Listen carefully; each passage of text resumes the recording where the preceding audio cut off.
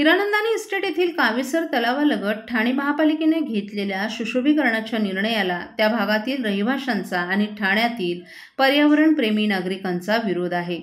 पर्यावरण दिनाच्या पार्श्वभूमीवर या सर्व नागरिकांनी कावेसर तलावाजवळ एकत्रित येत ठाणे महापालिकेने घेतलेल्या सुशोभीकरणाच्या निर्णयाविरोधात निदर्शन केलं।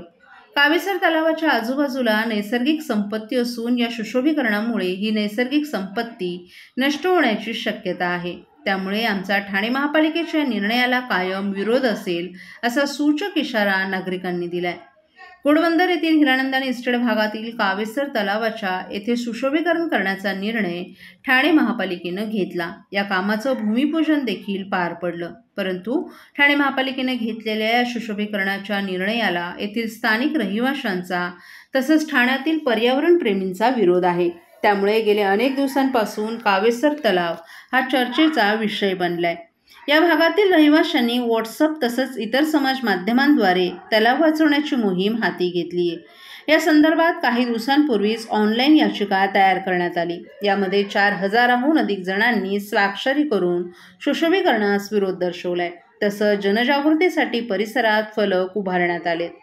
पर्यावरण दिनाचं औचित्य साधून या सर्व मंडळींनी एकत्र येत कावेसर तलावाजवळ निदर्शनं केली। यामध्ये तरुणांचा मोठ्या संख्येनं सहभाग होता। कावेसर तलाव वाचवा, निसर्गाचा आदर करा, काँक्रिटीकरण थांबवा अशा विविध आशयाचे फलक हातात घेऊन या नागरिकांनी निदर्शनं केली। या निदर्शनादरम्यान कोणताही अनुचित प्रकार घडू नये यासाठी स्थानिक पोलीस देखील या ठिकाणी उपस्थित होते। तुमचं नाव सांगा। माझं नाव विद्याधर वालावलकर। मी पर्यावरण दक्षता मंडळ नावाच्या संस्थेचं गेली 25 वर्ष इथे काम करतो आणि आता आम्ही माझा तलाव नावाची एक मोहीम चालवतोय। गेली 3-1 वर्ष या सगळी मोहीम चालवतोय आणि सगळ्या तलावांचा अभ्यास आहे आता आमच्याकडे। ठाण्यातले एकूण 43 तलाव आहेत ठाण्यामध्ये। प्रत्येक तलावाचा अभ्यास आम्ही केलेला आहे आणि 3 वर्षाचं डॉक्युमेंटेशन केलेलं आहे। त्याच्यात त्याला धरून आम्ही बोलतोय सगळे ठिकाणी जाऊन। तर या तलावाबद्दल नागरिकांनी जी जागरूकता दाखवली त्याबद्दल नाही चांगलंच आहे ना। मी आता सगळ्यांचं अभिनंदन केलं। एवढी तरुण मुलं जर उभी राहिली ना तर निश्चितपणे बदल घडू शकतो। कारण तरुणाला काय हवं आहे ते कोण विचारच करत नाही आहे। केवळ आपल्याला बजेट आलं म्हणून ते खर्च करायसाठी काहीतरी प्लॅनिंग करायचं। ते प्लॅनिंग करताना एकदा इथे जाहीर सभा घ्या ना, त्यांना सगळ्यांना समजावून सांगा ना काय करतायत ते। त्यातलं जे नको असेल लोकांना ते काढून टाका ना, त्याच्याऐवजी अजून काहीतरी चांगलं करा ना। मी मगाशी म्हटलं परत एकदा की म्हटलं तुम्ही अभ्यास केलेला आहे, तुम्ही जर पाहिलं अख्ख्या या सगळ्या कावेसर तलाव आणि आजूबाजूला कुठे सिमेंटीकरण नाही।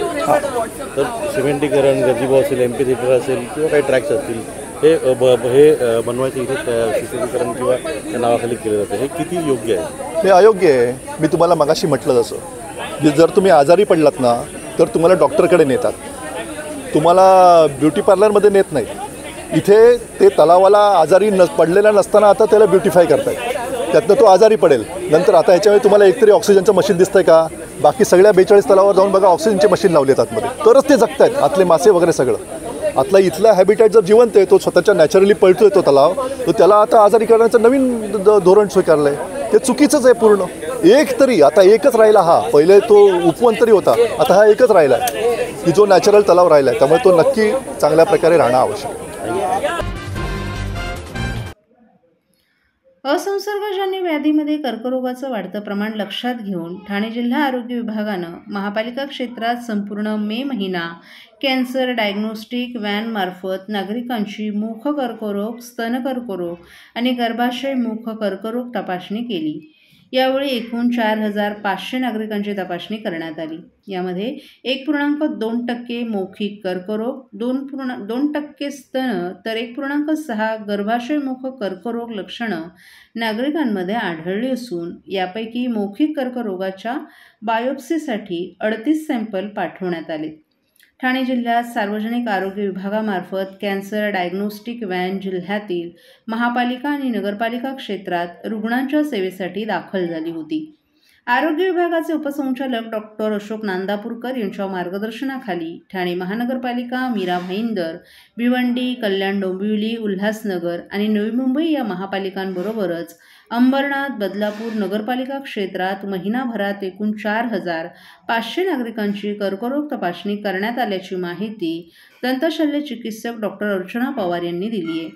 या व्हॅनमध्ये रुग्णांची मौखिक, गर्भाशय मुख आणि स्तन आदींची कर्करोग तपासणी करण्यात आली। यावेळी 57 व्यक्तींना मौखिक कर्करोग लक्षणं आढळली असून यापैकी 38 बायोप्सीसाठी पाठवण्यात आली आहेत। यासोबतच 105 स्तन तर गर्भाशय मुख कर्करोगाची लक्षणंही आढळून आली आहेत। सार्वजनिक आरोग्य विभाग महाराष्ट्र शासन माननीय मंत्री प्रकाशजी आंबेडकर साहेब यांच्या मार्गदर्शनाखाली कॅन्सर डिटेक्शन व्हॅन अख्ख्या महाराष्ट्रात विविध जिल्ह्यामध्ये फिरते आहे। गेल्या 2 मे ते 31 मेपर्यंत ठाणे जिल्ह्यात माननीय नाना पुगळे सर डेप्युटी डायरेक्टर यांच्या मार्गदर्शनाखाली ठाणे जिल्ह्यातील विविध महानगरपालिका आणि नगरपालिका क्षेत्रात ही व्हॅन महिनाभर होती। याच्यात जवळपास आपण 4,500 पेशंटना चेक केलं आहे। त्याच्यामध्ये पेशंटची जे ओरल कॅन्सर्स आहेत, मौखिक कर्करोग ज्याला सांगूया, ते चेक केलं गेलं। त्याचे बायोप्सीज केल्या गेल्या, जवळपास 38 बायोप्सी आपण केल्या आहेत। सस्पेक्टेड जे लोक आहेत त्यांना हायर सेंटरला रेफर केलेलं आहे। तसेच सर्वायकल कॅन्सर, ब्रेस्ट कॅन्सर यांचंही सस्पेक्टेड रुग्णाची यादी तयार करण्यात आली। त्यांचा मोबाईल नंबर, कॉन्टॅक्ट नंबर घेऊन जे काही सस्पेक्टेड रुग्ण आहेत त्यांना पुढील उपचार किंवा डायग्नोसिससाठी आपण सिव्हिल हॉस्पिटल ठाणे जिल्हा किंवा इतर आपले जे उपजिल्हा रुग्णालय आहे किंवा महानगरपालिका रुग्णालय इथे रेफर केलेलं आहे। आपण महिन्याभरात 4,500 लोकांचे चेक केले। त्याच्यामध्ये बऱ्यापैकी लोकांना आपण संशयित जे मुख कर्करोग असतील, ब्रेस्ट कॅन्सर किंवा सर्वायकल कॅन्सर किंवा गर्भपिशवीचा कॅन्सर, या कॅन्सरचा आम्ही जे सस्पेक्टेड लोकांची यादी केलेली आहे आणि बाकी गोष्टी आम्ही प्रोसेस करतो आहे। जवळपास याते 3 ते 4 पेशंट डायग्नोज जे झालं कॅन्सर त्यांना ट्रीटमेंट खाली घेतलेलं आहे। काही पेशंट आपण टाटामध्ये पण रिफर केलं आहे। याचा मेन उद्दिष्ट हाच आहे की ही व्हॅन प्रत्येक ठिकाणी फिरते। ही सुसज्ज व्हॅन आहे। याच्यात डेंटल चेअर आहे, पॅप स्मिअर करण्याची किंवा सर्वायकल आपल्या ओरल बायोप्सी करण्याची व्यवस्था आहे आणि VIA टेस्टिंग आम्ही सर्वायकल कॅन्सरसाठी करतो, ती व्यवस्था इकडे आहे। ही व्हॅन सगळीकडे फिरते। तिथे पेशंटला आपण बोलवतो आणि त्यांचं डायग्नोसिस करतो किंवा त्यांना संशयित रुग्णाची आपण चेकिंग करून त्यांना फर्दर ट्रीटमेंट खाली आणतो।